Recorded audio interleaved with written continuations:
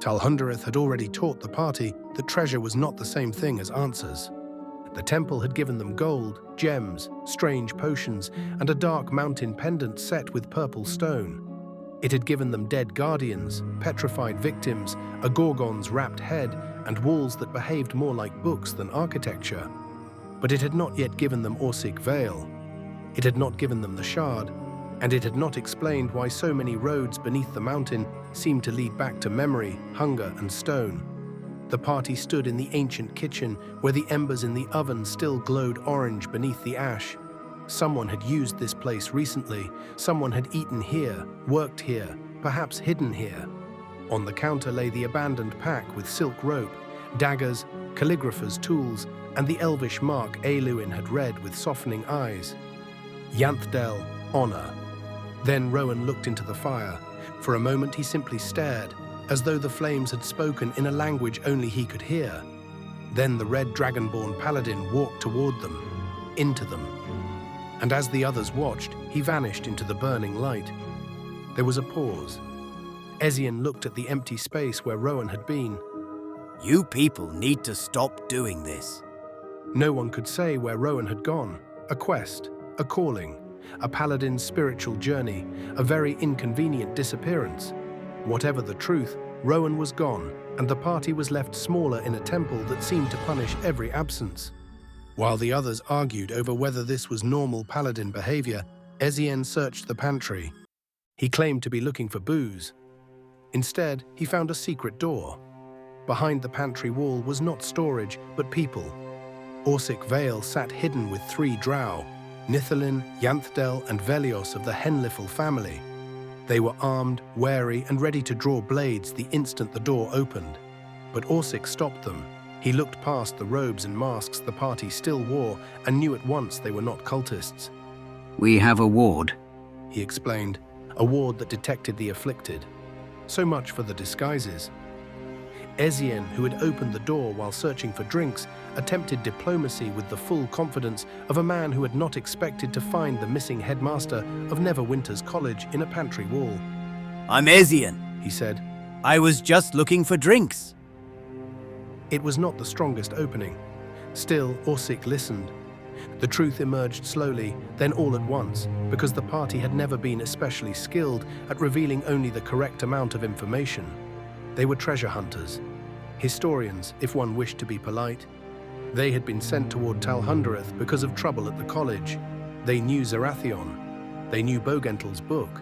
They had encountered shards before, and after some verbal stumbling that caused nearly everyone in the room to question everyone else's judgment, they admitted that Zarathion had died. Orsic did not attack them. He did not forgive them either. Instead, he gave words to the shadow that had followed them through every chamber of Talhundereth. Everything this place touches either dies, changes, or becomes a warning for the next fool who comes looking. Orsic had come seeking the granite ledger. He believed it was the key to understanding Bogentl's book, and perhaps the key to what had happened to Zarathion. He had studied the book beside Zarathion, but Zarathion had fallen to madness while Orsic had not. The party wondered if that difference mattered. Zarathion had been a dwarf. Talhundereth was a dwarven ruin. The granite ledger was carved into dwarven stone. Maybe the book had not touched everyone equally. The drow had come for a different reason. Their father had followed visions into the temple and become entangled with the cultists. Worse, he seemed to lead them. Nithalin, Yanthdel, and Velios wanted to rescue him if they could, but tradition, fear, and caution held them back. They did not want to strike their own elder. They did not want to become a liability.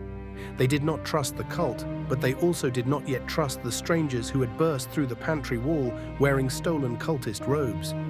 Tavin found unexpected kinship in them. The drow looked at him not with the usual surface suspicion, but with recognition. How does it feel? One asked. To have all those strange looks? Tavin answered honestly. Not great. The party offered what help they could, knowledge of the shards, their limited antidote, and the possibility, only a possibility, that the father of the Henlifel drow could still be brought back. The drow did not agree to charge into battle, but they agreed to watch the rear. to help if things went terribly, to pay 1,000 gold if their father could be returned. It was not trust, but in Tal Hundereth it was close enough. Orsik led them deeper into the hidden rooms, to a chamber of carvings and shelves, a library whose books none of the party could read. At last, someone in Tal Hundereth understood Dwarvish. The walls told a history. Dwarves discovered the mountain. Dwarves dug into it. Beneath the stone they found a chamber, and in that chamber stood an obelisk. Then came sickness, pain, dwarves clutching their heads, a tentacled shape above them, cages, dwarves guarding dwarves, minds turned against themselves. Then came the keeper, a hooded dwarf like the figure at the temple entrance, stood against the mind flayer. In his hand was a pendant, shaped like a mountain, the same symbol Sariel had found in the treasure room. The mind flayer recoiled from it. After that, the mind flayer vanished from the carvings. The dwarves were free, and the obelisk was gone. Bogentel's book stirred when opened before the carvings. Its pages flipped. Ink rose from beneath the paper as though forced up by something buried. Orsik read the Dwarvish aloud. The deep hunger had entered through memory. So the Talhund made the mountain's eye, not a weapon, a refusal. Where it was born, the hunger could not enter. Where it was fixed, the ledger could not be read by an alien mind. But the eye had been cut from the first seal, and what is cut may be followed back to what remains. Orsik told them to close the book. Quickly. If the book had revealed something to them, perhaps something else had learned it too. Then came the name that made the temple make sense. Dumathoin, keeper of secrets under the mountain.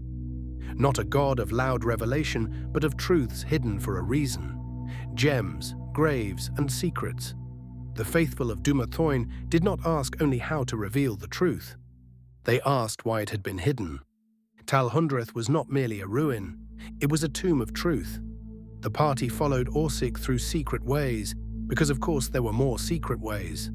The cultists had been moving through the temple by hidden passages, appearing and disappearing like the mountain itself was smuggling them from chamber to chamber. Ezien crept ahead and found the next danger. Null pods, floaters, psychic, drifting little horrors that had already made the party wish language came with fewer nicknames. There were several of them, and something else too. A mutated cultist woman perched near a great statue of a dwarf, reading a book, striking at the stone as though trying to break, wake, or punish it. Sariel stepped forward with the wrapped Gorgon head. This was, somehow, the plan. He uncovered it. He called for the creatures to look, and two of the null pods froze, stunned by the dead Gorgon's gaze. For a brief instant, the room held still.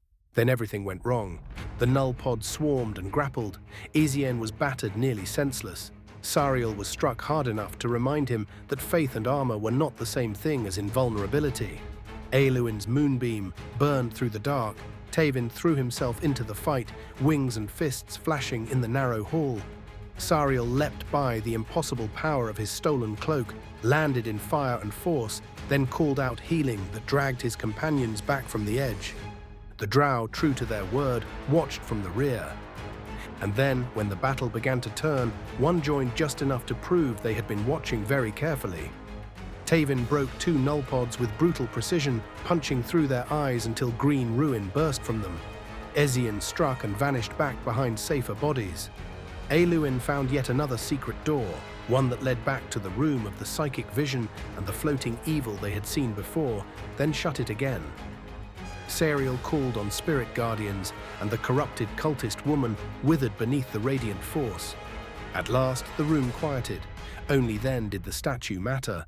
The dwarf held a book, a huge book, a very literal book carved in stone, which briefly raised the hope that perhaps the granite ledger was, after all, just an enormous granite book. It was not. The book and the wall together revealed the same truth in different form. Parchment burns, ink fades, tongues betray, memory is meat to those that hunger in the dark. So the Talhund carved their truth into the mountain. Let others call it temple, tomb, or ruin. It is the ledger. The mountain remembers what flesh cannot bear. Read not with eyes alone. Read with silence. Read with offering. Read with fear. Then another carving was found, a long line of dwarves before an obelisk, heads bowed, hands folded as if in prayer. But their skulls were open, lines ran from their minds toward the stone. Mind flayers stood at the edges, and one dwarf held up a tablet and chisel as if resisting memory with record, thought with carving, hunger with silence. Bogentle's book answered again. The obelisk does not command the unwilling. It teaches the willing to open. A mind made certain becomes a gate. A memory repeated becomes a road. A name spoken in fear becomes a summons. Thus the Talhund sealed the path not with stone alone, but with doubt, silence, and forget.